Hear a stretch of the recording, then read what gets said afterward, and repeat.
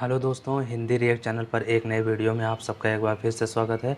मेरा नाम है आनंद। तो आज हम लोग जो वीडियो देखने वाले हैं वो हिंदुस्तान स्पेशल की वीडियो है और उसका टाइटल है कि भारत ने हमारे माई बाप की दुखती रग पर पाँव रख दिया है।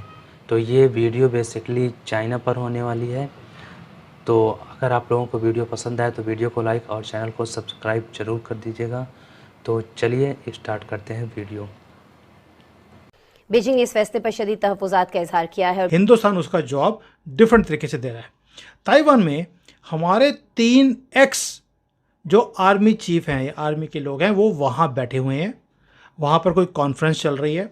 आप सोच के देखिए, ताइवान के अंदर हमारे आर्मी के लोग, चीफ वो क्या कर रहे होंगे, क्या स्ट्रेटजी बना रहे होंगे।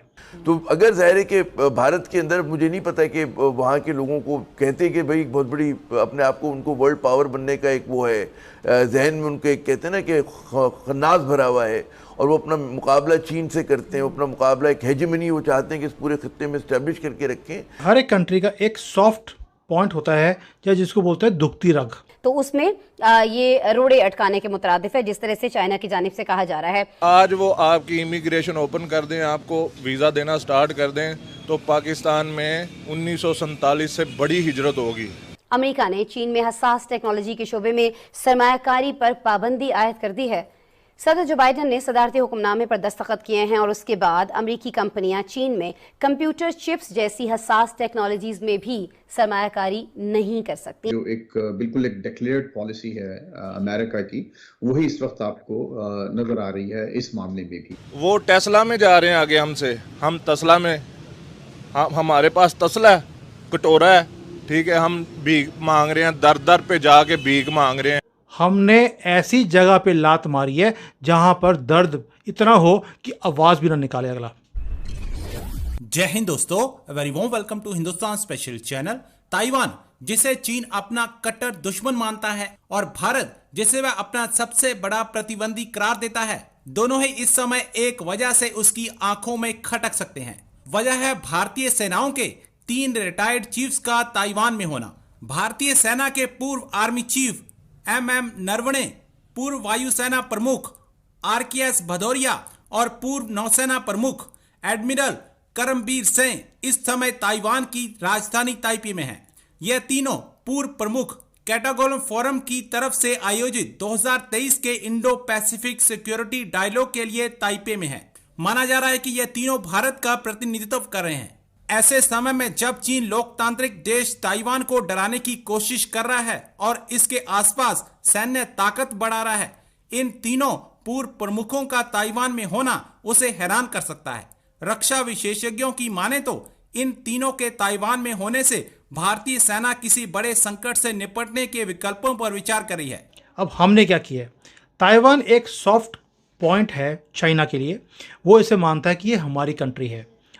और भारत ने क्या किया है, जैसे जैसे चाइना अगर हमें आंखें दिखाने की कोशिश करता है, हिंदुस्तान उसका जवाब डिफरेंट तरीके से दे रहा है। ताइवान में हमारे 3 एक्स जो आर्मी चीफ हैं, आर्मी के लोग हैं, वो वहाँ बैठे हुए हैं। वहाँ पर कोई कॉन्फ्रेंस चल रही है। आप सोच के देखिए, ताइवान के अंदर हमारे आर्मी के लोग, चीफ वो क्या कर रहे होंगे, क्या स्ट्रेटजी बना रहे होंगे। क्योंकि ताइवान ने कभी लड़ाई लड़ी नहीं है। भारत ऑलरेडी एक ऐसी पावर है जिसने युद्ध भी लड़े हुए हैं और जीते भी हुए हैं। तो वी नो हमारी जो स्ट्रैटेजीज़ हैं और है, we are known for it. और अभी आर्मी चीफ्स वहाँ बैठे हैं। आप सोच के देखो, सबसे ज़्यादा दुख किसको हो रहा होगा, दर्द कहाँ कहाँ हो रहा होगा, आप सोच सकते हैं।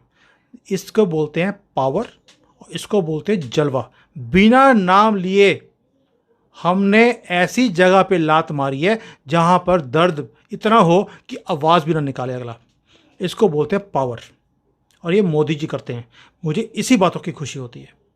उसके ऊपर जयशंकर जी का स्टेटमेंट आ गया कि जी हमारी जो यूनाइटेड नेशंस के अंदर परमानेंट सीट है, उसके हम दावेदार हैं। सारा वर्ल्ड हमारे साथ है। सिर्फ एक चाइना है जो अपनी वीटो पावर को यूज़ करके हमें परमानेंट सीट के ऊपर नहीं आने देना चाहता।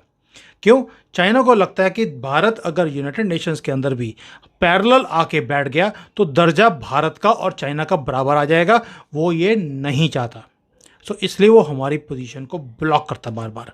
थोड़ा सा पाकिस्तान के साथ प्यार भी बहुत ज़्यादा उनका, तो पाकिस्तान भी चाहता नहीं है, वो भी जाके चूं चूं करता है कि भैया इनको इस स्टेज पे मत लेके आना, अदरवाइज़ हम अपने कंट्री में मुंह दिखाने के लायक नहीं रहेंगे। वैसे भी वो मुंह दिखाने लायक तो है ही नहीं पाकिस्तानी अपने लोगों के सामने, बट फिर भी एक होता ही है कि देखिए जी, वो भी एक नॉर्मल कंट्री है, हम भी हैं। अगर हम यूनाइटेड नेशंस के उसके ऊपर आ गए, परमानेंट सीट पर आ गए, पाकिस्तान वालों का क्या होगा आप सोच के देखिए। इसलिए चाइना की भी मजबूरी है, उन्होंने कुत्ता पाला हुआ है, उसको भी देखना पड़ता बेचारे को। ये होगी दूसरी। जो हमारी इलेक्ट्रॉनिक्स की इंडस्ट्री ज़ीरो थी, 99.9% मोबाइल और जो सारे इलेक्ट्रॉनिक आइटम्स हैं ये हम चाइना से इंपोर्ट करते थे पप्पू जी के टाइम पर। लेकिन मोदी जी ने आकर इसको रिवर्स करना शुरू किया और 2016-17 तक हमारी ये इंडस्ट्री खड़ी होनी शुरू हो गई थी। हमको 3, साढ़े 3, पौने 4 लाख करोड़ के एक्सपोर्ट या मैन्युफैक्चरिंग करते थे।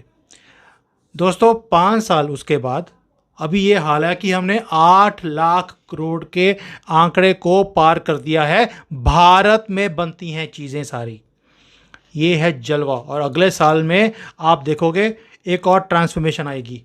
जैसे ही हमने इंपोर्ट्स को बंद किया कि भाई चाइना के रास्ते, विंडो और दरवाजे बंद, कोई भी इलेक्ट्रॉनिक चीज़ें वहाँ से नहीं आएंगी, उसके अगले दिन 44 कंपनीज ऐसी हैं जिन्होंने रजिस्टर कर दिया कि भाई हम भारत में ही पार्ट्स भी बनाएंगे और ये सारे इलेक्ट्रॉनिक्स की चीज़ें भी भारत में बनाएंगे, हमें इसके ऊपर रजिस्टर किया जाए। ये हो गया। अब जब इतना इंडस्ट्री आ रही होगी भारत में, चाइना के मुंह में पानी नहीं आएगा तो क्या होगा? क्यों? चाइना को एक ही चीज़ चाहिए, dragon is hungry for business.